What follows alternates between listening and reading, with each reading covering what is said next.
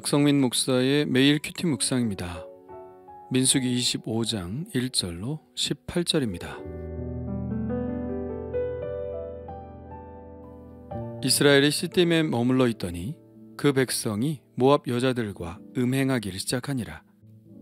그 여자들이 자기 신들에게 제사할 때 이스라엘 백성을 청하매 백성이 먹고 그들의 신들에게 절하므로 이스라엘이 바알부올에게 가담한지라. 여호와께서 이스라엘에게 진노하시니라. 여호와께서 모세에게 이르시되 백성의 수령들을 잡아 태양을 향하여 여호와 앞에 목매어 달라. 그리하면 여호와의 진노가 이스라엘에게서 떠나리라. 모세가 이스라엘 재판관들에게 이르되 너희는 각각 바알부올에게 가담한 사람들을 죽이라 하니라. 이스라엘 자손의 온 회중이 회막 문에서 울 때에 이스라엘 자손 한 사람이 모세와 온 회중의 눈앞에 미디안의 한 여인을 데리고 그의 형제에게로 온지라. 제사장 아론의 손자 엘르아살의 아들 비느하스가 보고 회중 가운데에서 일어나 손에 창을 들고 그 이스라엘 남자를 따라 그의 막사에 들어가 이스라엘 남자와 그 여인의 배를 꿰뚫어서 두 사람을 죽이니 연병이 이스라엘 자손에게서 그쳤더라. 그 연병으로 죽은 자가 24,000명이었더라. 여호와께서 모세에게 말씀하여 이르시되 제사장 아론의 손자 엘르아살의 아들 비느하스가 내 질투심으로 질투하여 이스라엘 자손 중에서 내 노를 돌이켜서 내 질투심으로 그들을 소멸하지 않게 하였도다. 그러므로 말하라. 내가 그에게 내 평화의 언약을 주리니 그와 그의 후손에게 영원한 제사장 직분의 언약이라. 그가 그의 하나님을 위하여 질투하여 이스라엘 자손을 속죄하였음이니라. 죽임을 당한 이스라엘 남자 곧 미디안 여인과 함께 죽임을 당한 자의 이름은 시므리니 살루의 아들이요 시므온인의 조상의 가문 중 한 지도자이며 죽임을 당한 미디안 여인의 이름은 고스비니 수르의 딸이라. 수르는 미디안 백성의 한 조상의 가문의 수령이었더라. 여호와께서 모세에게 말씀하여 이르시되 미디안인들을 대적하여 그들을 치라. 이는 그들이 속임수로 너희를 대적하되 부올의 일과 미디안 지휘관의 딸 곧 부올의 일로 연병이 일어난 날에 죽임을 당한 그들의 자매 고스비의 사건으로 너희를 유혹하였음이니라. 아멘. 이스라엘은 지금 시딤에 머물고 있습니다. 지금까지는 모압 평원의 진을 친 것으로 알고 있는데요. 시딤은 어느 곳일까요? 시딤도 모압 평원에 있는 지명입니다. 요단강 동쪽 여리고 맞은편이죠. 장소를 옮긴 것이 아니라 그 자리에 그대로 있는 것입니다. 시딤은 본래는 아벨 시딤이라는 지명인데 줄여서 시딤이라고 부르는 것이죠. 우리는 시딤 나무는 잘 알고 있습니다. 아카시아과에 속하는 나무인데 광야에서 보이는 유일한 나무입니다. 성막에 필요한 나무 재료들은 모두 시딤 나무를 썼죠. 아벨 시딤이라는 뜻은 시딤의 초원이라는 뜻입니다. 그러니까 이 지역에는 시딤 나무가 무척 많았다는 것을 이야기해주고 있죠. 이곳에서 이스라엘은 마지막 위기를 맞이하는데요. 이 위기는 이스라엘 백성들이 모압 여인들과 음행하기 시작한 데서 시작됩니다. 가나안 땅에 가까이 가자마자 이런 일이 일어났다는 것은 이제 그들이 가게 될 가나안 땅에 어떤 위험이 도사리고 있는지를 잘 보여주고 있는 것이죠. 이스라엘 백성들은 이들을 심판하는 심판의 도구로 사용될 사람들이었는데 오히려 그들이 음행의 죄에 넘어가 버렸습니다. 모압은 발람의 주술을 통하여 이스라엘을 무력화시키려고 했던 자신들의 계획이 수포로 돌아가자 이번에는 다른 수를 쓴 것 같습니다. 일종의 유화책인데요. 여자들을 통해서 부드럽게 접근해서 그들을 파멸시키고자 하는 전술을 쓴 것이죠. 이스라엘이 여자들과의 음행에 넘어갔다는 것은 그 다음 단계의 위험을 내포하는 것입니다. 그 다음은 바로 우상 숭배죠. 죄는 항상 관계를 통해 들어옵니다. 처음부터 그들이 우상 숭배할 의도는 아니었을 것입니다. 모압 여인들은 음행의 관계를 통해서 이스라엘 백성들을 자기 신들의 제사 자리에 참여시키죠. 명분은 축제이니 먹고 함께 마시자는 것이겠죠. 그러나 그들은 먹고 마시고 거기에서 더 나아가 그들의 신들에게 절을 했습니다. 이스라엘이 바알브올에게 가담한 것이죠. 명백하게 우상 숭배를 했다는 말씀입니다. 하나님이 이 광경을 보시자고 이들을 이곳까지 인도하신 것은 아닐 텐데요. 하나님은 그들의 그런 모습을 보고 진노하셨습니다. 하나님이 모세에게 명령하여 그 일에 가담한 백성들의 수령들을 잡아 태양을 향하여 목매어 달라고 하십니다. 그렇게 하여 하나님의 진노를 떠나게 하라는 것이죠. 글쎄요, 수령들이 이 일에 앞장선 것일까요? 이스라엘의 대표로 그것에 참여한 것일까요? 아니면 백성들의 죄에 대한 책임을 수령들이 지라는 것일까요? 이에 모세가 이스라엘 재판관들에게 이릅니다. 너희는 각각 바알브올에게 가담한 사람들을 죽이라. 하나님의 명령에 따라 모세가 수령들의 목을 매달았는지 바알브올에 가담한 사람들을 죽였는지는 나와 있지 않습니다. 하지만 6절에서 이스라엘 자손의 온 회중이 회막 문에서 울었다는 말씀으로 볼 때 이 명령은 시행된 것으로 보입니다. 그리고 또 그 외에도 그들에게 닥친 하나님의 진노 때문에 그들은 통곡할 수밖에 없었죠. 그런데 그때 매우 요상한 일이 일어납니다. 이스라엘 자손 한 사람이 모세와 온 회중의 눈앞에 미디안의 한 여인을 데리고 그의 형제에게로 옵니다. 이것은 정말 말도 안 되는 일입니다. 지금 이스라엘에 환란이 닥친 이유가 무엇인가요? 모압 여인과 음행을 하고 우상 숭배까지 나아간 것 때문 아닌가요?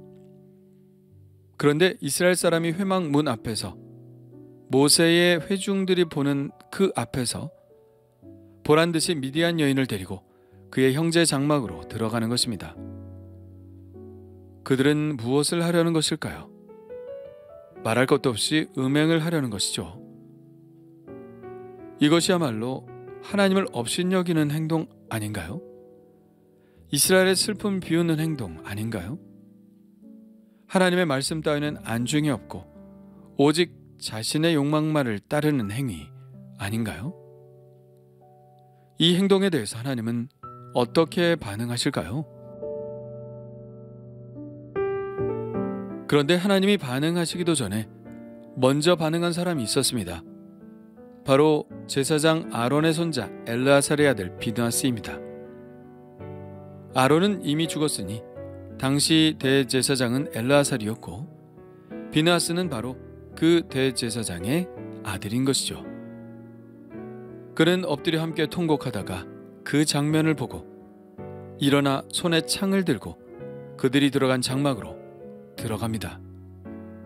그리고 그 이스라엘 남자와 그 여인의 배를 꿰뚫어 두 사람을 죽였죠.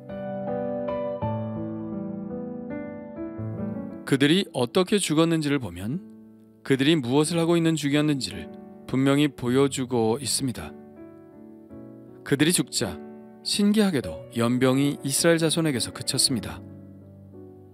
그러니까 처형을 당한 사람들 외에도 하나님이 이스라엘에 연병을 주셨던 것이죠. 회중이 여호와의 장막 앞에서 온 것도 사실 이 때문이었고요. 그리고 이 연병이 급속도로 퍼져나갈 즈음 비느하스의 분기 행동이 결국 이스라엘의 연병이 확산되는 것을 막은 것입니다. 만일 그가 이렇게 막지 않았더라면 지금까지 죽은 자가 이미 24,000명이었으니 얼마나 많은 사람들이 죽게 되었을지 상상이 가지 않습니다. 그렇다면 비느하스의 이 행동은 하나님께 어떤 의미가 있는 행동이었을까요? 11절에 하나님께서 모세에게 이렇게 말씀하십니다. 제사장 아론의 손자 엘르아살의 아들 비느하스가 내 질투심으로 질투하여 이스라엘 자손 중에서 내 노를 돌이켜서 내 질투심으로 그들을 소멸하지 않게 하였도다. 내 질투심으로 질투하였다는 말이 무슨 뜻일까요? 비느하스는 하나님의 마음과 같은 마음이었다는 것이죠. 비느하스는 하나님의 마음을 그대로 느낄 수 있었습니다. 바로 분노입니다. 이것을 우리는 거룩한 분노라고 말하죠. 비느하스의 분노는 하나님의 거룩한 분노였고, 비느하스가 한 행동이 하나님께서 하실 행동이었던 것입니다. 결국 비느하스가 하나님의 분노로 대신 분노해 주었기에 하나님께서 당신의 진노를 돌이키실 수 있었다는 이야기죠. 비느하스의 행동은 일종의 속죄의 행위였기 때문입니다. 하나님은 이 비느하스의 행동에 대해서 보상도 해주시죠. 그에게 평화의 언약을 주신다고 말씀하시는데요. 어떤 평화의 언약일까요? 그와 그의 후손에게 영원한 제사장 직분을 맡기시겠다는 언약입니다. 여기서 평화의 언약은 평화협정과 같은 종류의 언약이 아니고 깨뜨릴 수 없는 약속을 뜻합니다. 계속해서 비느하스의 후손들이 하나님의 제사장 역할을 감당하게 해주시겠다는 약속이죠. 14절과 15절에 보면 이 죽임을 당한 남녀가 어떤 사람들인지 소개하고 있는데요. 남자는 시므온인의 조상의 가문 중 한 지도자로 시므리이고, 여자는 미디안의 수령 스루의 딸 고스비였습니다. 한 가문의 지도자가 이런 일을 행했다는 것이 믿어지지가 않습니다. 얼마나 반항적이 되면 이런 일을 대낮에 버젓이 행할까 하는 생각이 들게 되죠. 사람이 한번 죄에 빠지면 사리 분별이 어렵나 봅니다. 자신의 모든 신경들, 판단들, 가치관들이 모두 그 욕망에 빠져들게 되니까요. 이 일로 하나님은 미디안을 치라고 하십니다. 고스비가 바로 미디안 지휘관의 딸이었고, 뿐만 아니라 22장부터 미디안과 모압이 동맹을 이루어 이스라엘을 해하려 했기 때문입니다. 이 미디안을 치라고 하신 말씀은 31장에 가면 이루어지죠. 이스라엘은 왜 이렇게 어이없이 유혹에 넘어가 버릴까 생각해 보았습니다. 이스라엘은 광야에서의 어려움을 끝내고 이제 막 승리하기 시작했죠. 아모리 왕 시혼과 바산 왕 옥을 물리쳤습니다. 이제 가나안 땅이 코앞에 와 있습니다. 그런데 그들은 바로 여기에서 실패했죠. 왜일까요? 그들이 작은 승리에 자만했기 때문 아닐까요? 성경은 항상 교만에 대해 경고하고 있죠. 선줄로 생각하는 자는 넘어질까 조심하라고요. 더 이상 자신들의 적수가 될 만한 사람들이 없을 것이라고 생각했겠죠. 쳐들어가기만 하면 승리할 것이라는 자신감에 차 있었을 것입니다. 그러나 그들의 적은 무기를 들고 싸우는 적들만이 아니라는 것을 깨달아야 했습니다. 적은 부드러운 유혹으로 그들에게 올 수도 있다는 사실을 알았어야 했습니다. 그들은 큰 싸움에서 이겼을지 모르지만 작은 싸움에서는 실패하고 있었습니다. 하나님이 발람의 저주를 막아주셨음에도 불구하고 그들은 제 발로 멸망의 길로 걸어 들어갔죠. 혹 나는 이스라엘 백성들처럼 교만하여 있지는 않은지 생각해 보게 됩니다. 원수가 가장 넘어뜨리기 좋은 상태가 아닌지 생각해 보게 됩니다. 더 겸손해져야 하겠습니다. 원수가 어떻게 공격을 해와도 절대 쓰러지지 않도록 더 몸을 낮추어야 하겠습니다. 주님 감사합니다. 의외의 상황에서 그들이 넘어지는 것을 보았습니다. 이제 계속 승리만이 있을 것 같은 상황에서 그 마지막 순간에서 그들은 실패했습니다. 주님, 끝까지 가나안 땅에 들어가기까지, 약속의 땅에 이르기까지 절대 자만하지 않게 하시고 작은 승리에 도취되지 않게 하옵소서. 이 정도면 괜찮겠지 하고 생각하지 않게 하시고 늘 겸손하게 자신을 낮추게 하옵소서. 하나님이 주시는 승리를 계속해서 놓치지 않게 하옵소서. 예수님의 이름으로 기도합니다. 아멘.